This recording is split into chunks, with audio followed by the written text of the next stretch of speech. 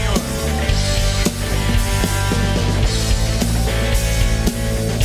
Cante com todo o seu coração para o Senhor que cantamos. Vamos juntos agora. Diante do trono, Senhor, quero levar minha oferta de amor. Diante do trono, Senhor, quero levar meu sacrifício de louvor. As minhas mãos levantar, tua beleza então contemplar. Com meus lábios declarar toda a minha adoração. Se não for para te adorar, se não for para te adorar, para que nasci? Se não for para te servir, porque eu estou aqui. Se eu quero te adorar, se não for para te adorar, para que nasci? Se não for para te servir, porque eu estou aqui. Se eu quero te adorar, Senhor, estou aqui. Nós vamos voltar lá no início da música, diante do trono, Senhor. Todos juntos então? Diante do trono, Senhor, quero levar minha oferta de amor. Diante do trono, Senhor, quero levar meu sacrifício de louvor. Levante a sua mão junto comigo. As minhas mãos levantar, tua beleza então contemplar. Com meus lábios declarar toda a minha adoração. Se não for para te adorar, para que nasci? Se não for para te servir, porque eu estou aqui. Se eu quero te adorar, se não for para te adorar, para que nasci? Se não for para te servir, porque eu estou aqui. Se eu quero te adorar, Senhor, estou aqui. Senhor, estou aqui. Senhor, estou aqui. Senhor, estou aqui.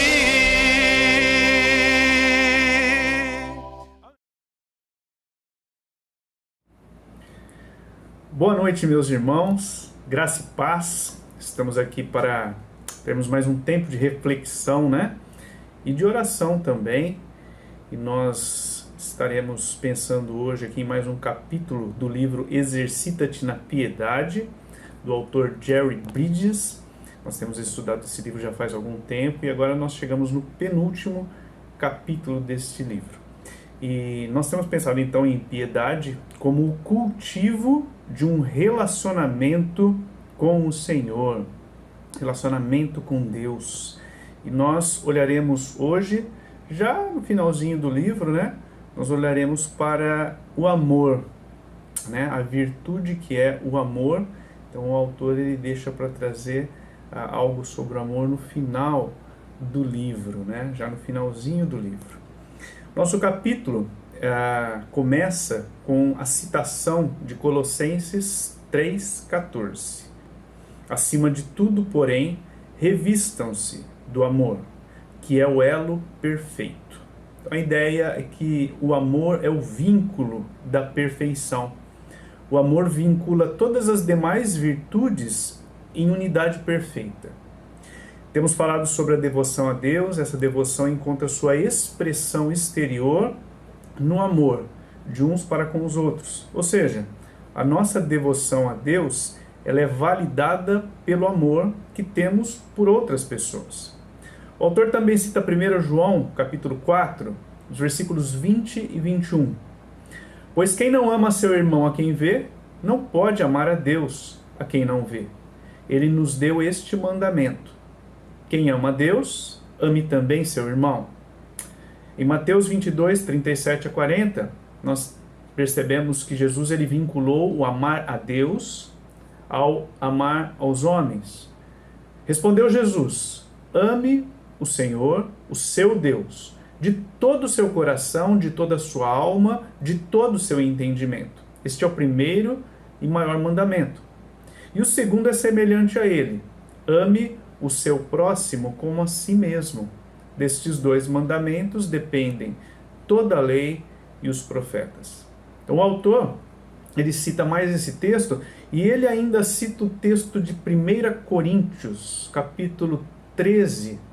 É aquele texto que fala sobre o amor. Os irmãos estão lembrados?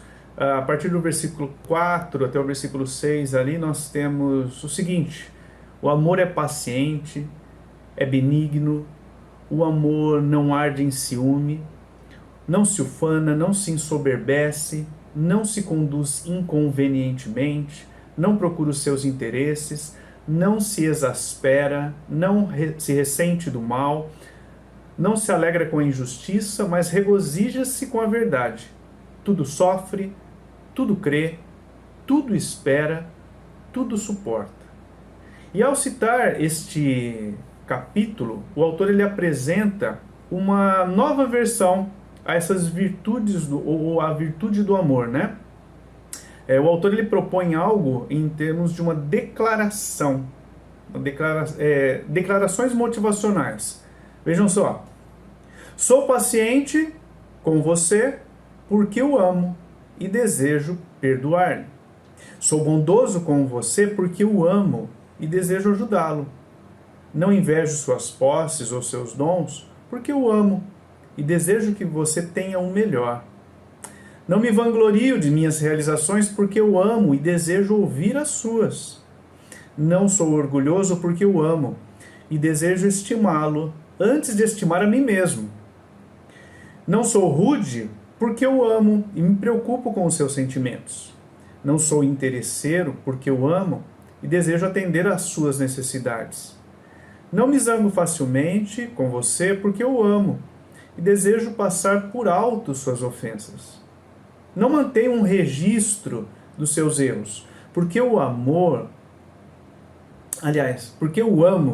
não mantenho um registro de seus erros porque o amo, e o amor cobre multidão de pecados.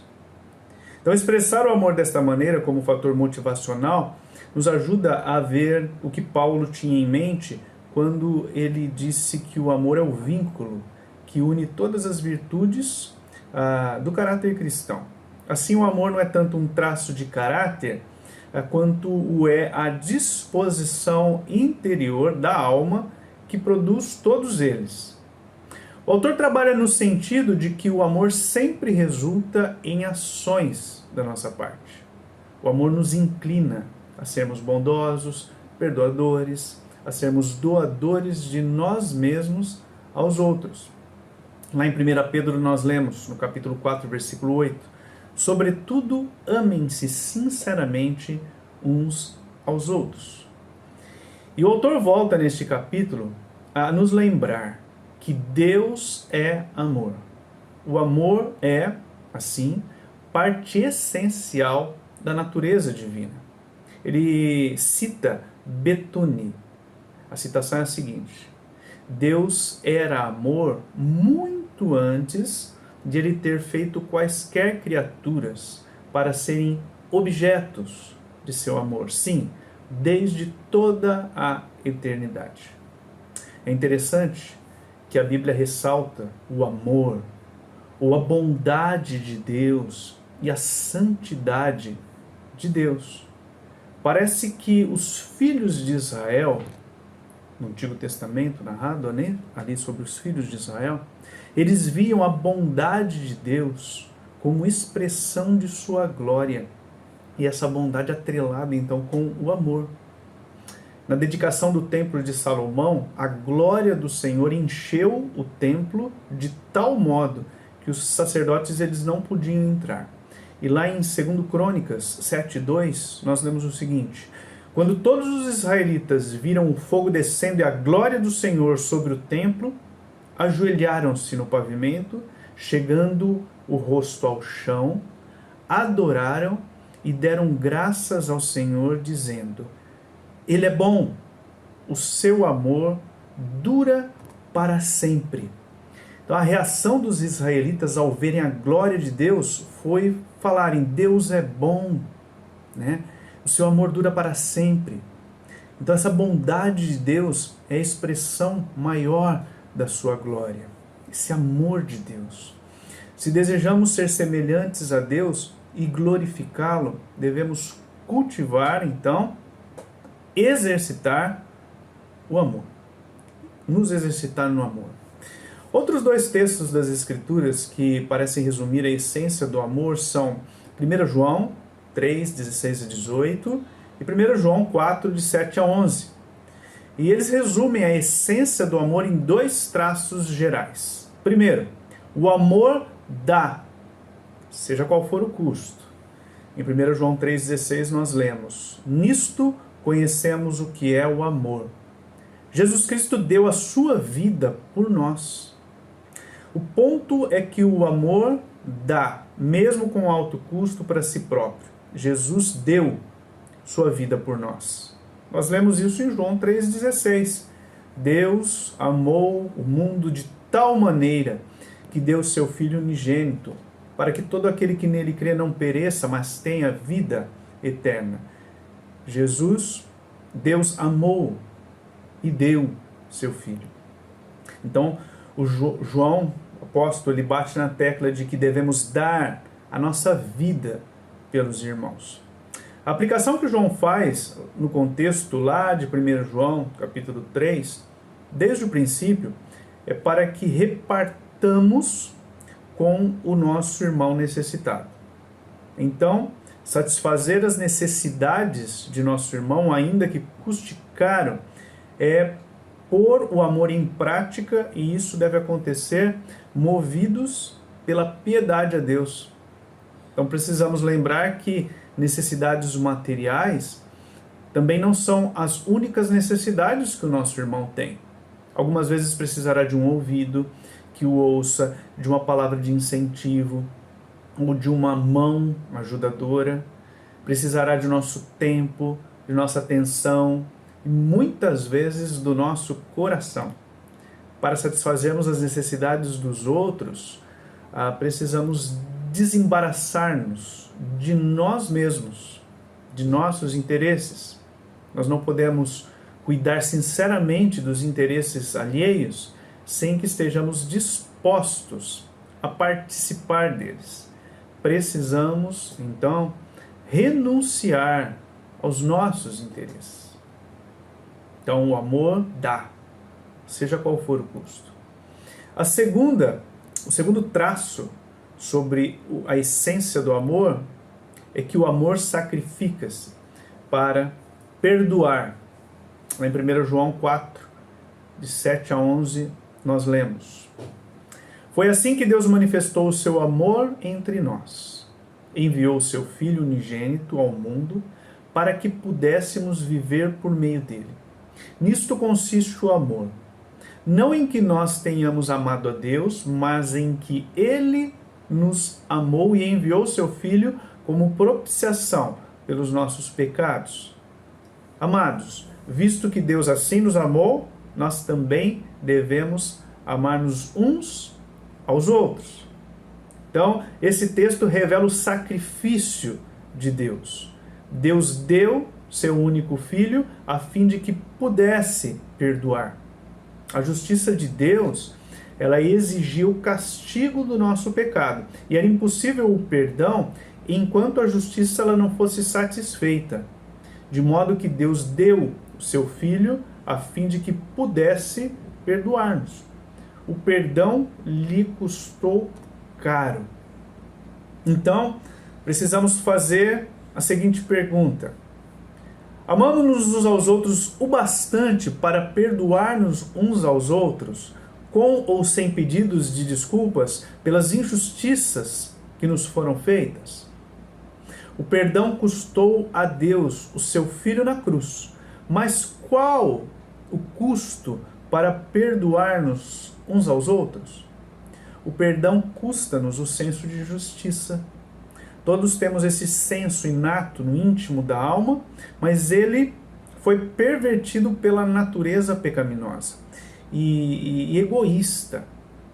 Para perdoar ao nosso irmão, devemos estar satisfeitos com a justiça de Deus e renunciar à satisfação da nossa própria justiça. O amor perdoa com grande custo para si próprio. Ele não exige justiça, nem mesmo mudança de procedimento do irmão. O amor, ele estende a mão, e é uma preocupação do autor sobre o ensino do amor. E ele esclarece que o amor bíblico, o amor bíblico não é emoções, sentimentos, mas atitudes e atos que buscam os melhores interesses da outra pessoa, sem levar em conta como nos sentimos a seu respeito. Porém, embora essa ênfase sobre atos de amor seja necessária, podemos dar a impressão de que o amor não contém nenhuma emoção. A Bíblia não apoia esse conceito desequilibrado do amor. O autor cita alguns versículos. 1 Pedro 1:22. Amem-se sinceramente uns aos outros e de todo o coração. Romanos 12:10. Dediquem-se uns aos outros com amor fraternal. Aqui vemos que o amor cristão deve se caracterizar pela afeição que os membros da família têm ou devem ter uns pelos outros. Assim, lemos que devemos estender a mão, abraçar o irmão com um profundo fervor de espírito.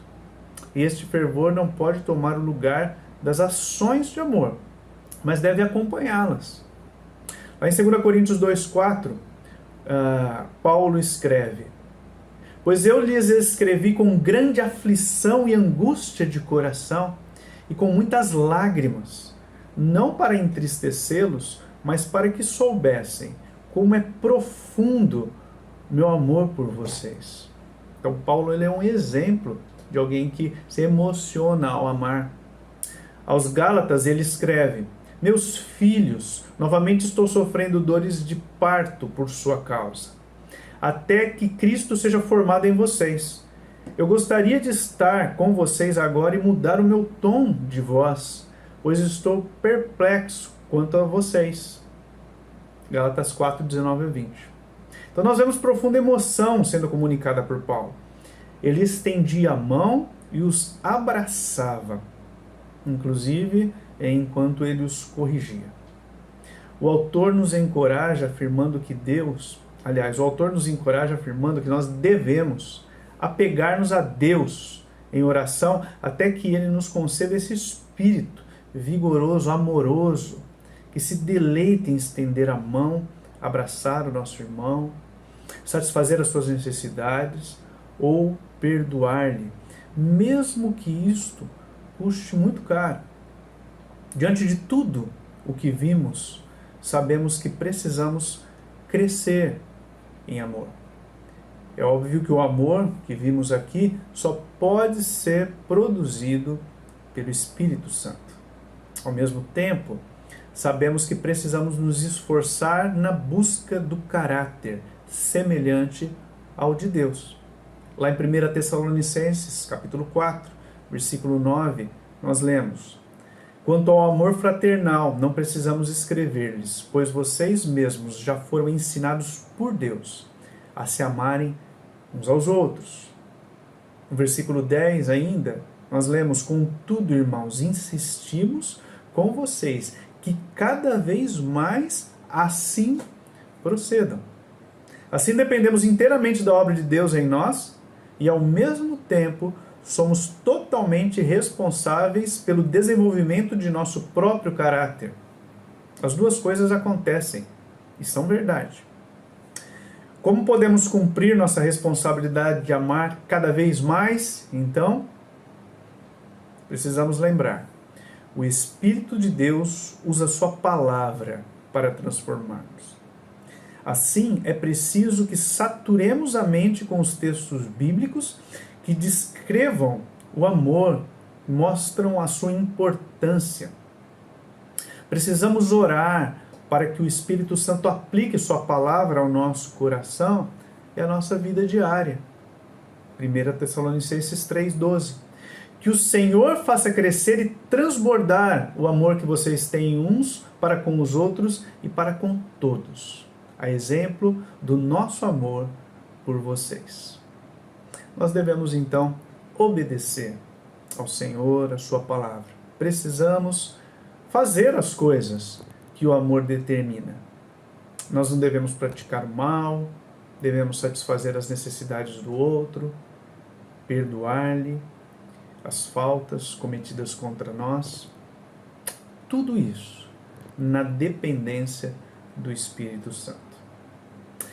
Então nós chegamos aqui ao final dessa reflexão sobre o amor e eu encorajo os irmãos agora a terem um tempo de oração, realmente dizendo ao Senhor que dependem do Senhor em tudo isso, né?